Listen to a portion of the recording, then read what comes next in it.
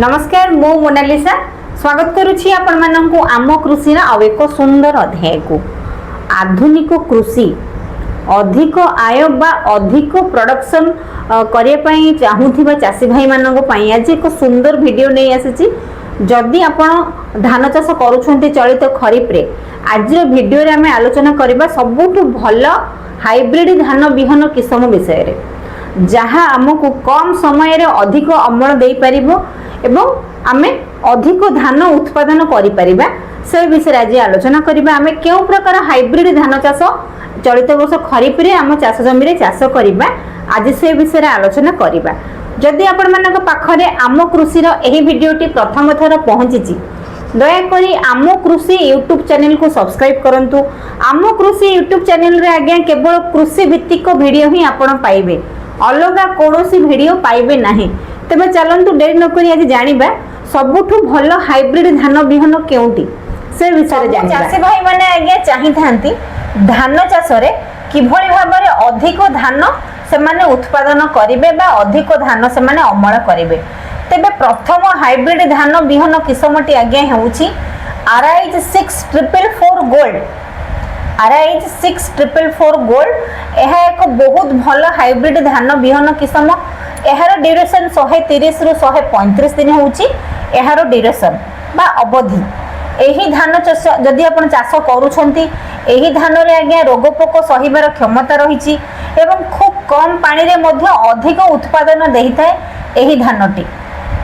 एकर पिछे देखिया पई गले हाराहारी आपणकर 25 रु 30 क्विंटल पर्यंत हाराहारी एकर पिछे अमल आसी थाए। जदि आपण एही आरआईज 6444 गोल्ड हाइब्रिड धान बिहन चाष करूछंती ताहेले एकर पिछा हाराहारी अमल 25 रु 30 क्विंटल जाय आपण पाइबे। माने अल्प पानी रे मध्य एही धान अधिक उत्पादन देई थाए।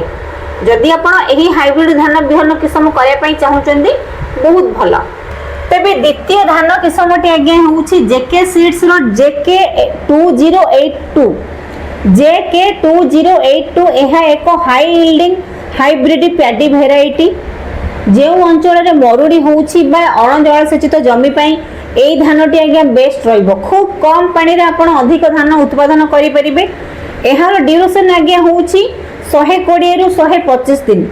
मध्यम सळ किस्म धानटी 120 रु 125 दिन रहउची एहार ड्यूरेशन एवं एहार उच्चता मध्यम धरणर माने 105 रु 110 सेंटीमीटर उच्चता होई थाए।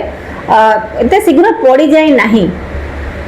धानटी जदि आमे धाड़ी रे रोइबा ताहेले आपण केंडा प्रति धान आज्ञा अधिक परिमाण रे आसी थाए। जदि धान को आमे धाड़ी रे रोइबा प्रति केंडा रे आपण 250 रु 300 लेखा धान आपण पाइबे। पिल मध्य अधिक आसी थाए एवं हाराहारी एकर पिछा अमल देखा जाइछि 30 रु 35 क्विंटल पर्यंत हाराहारी एकर पिछा अमल होई थाए। जदि आमे सठिक भाबरे सार अनुसार एवं कीटनाशक व्यवहार करिबा एही जेके सीड्स रो जेके 2082 धान बिहन किस्मटी बहुत भल अमल मध्य देई थाए। तृतीय धान बिहन किस्मटी आज्ञा होउची आरआईज 7024। चाषी मानक पाखरे आज्ञा यह आरआईज 23 गोल्ड नाम रे परिचित। चाषी माने मध्य एही धानटी को खूब पसंद करि थांती। एहा मध्य एक हाइब्रिड धान बिहन किस्म। एहार ड्यूरेशन आज्ञा 125 रु 130 दिन होउची एही धानर ड्यूरेशन। एही धान रे आज्ञा आपनकर बीपीएच बा जोटा आपण चकड़ा पोक कहउचंती माटिया गुंडी पोक कहउचंती सेही बीपीएच एवं जीवाणु जनित पत्र पोड़ा रोग सहिबार क्षमता थाए। एही धान को मध्य आपण अण जलसेचित अंचल रे चाष करि पारिबे। जे अंचल रे खूब कम वर्षा होउची बा पानी रो असुविधा अछि ताहेले आपण एही तीनोटी हाइब्रिड धान बिहन किस्म भितरु जे कोनोसी गोटे धान बिहन किस्म आज्ञा चाष करि पारिबे।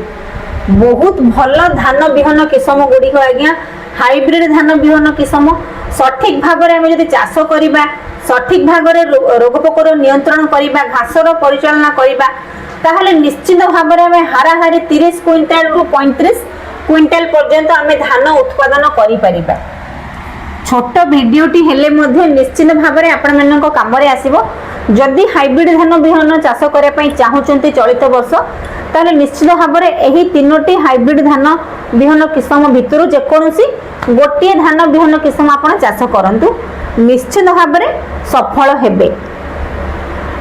जदि आपण मानक पाखरे आम कृषि यही वीडियोटी प्रथम थर पहुंची किंबा आपण प्रथम थर पई आम कृषि वीडियो को देखुचंती ताहले दयाकरी आम कृषि यूट्यूब चैनल को सब्सक्राइब करिवे।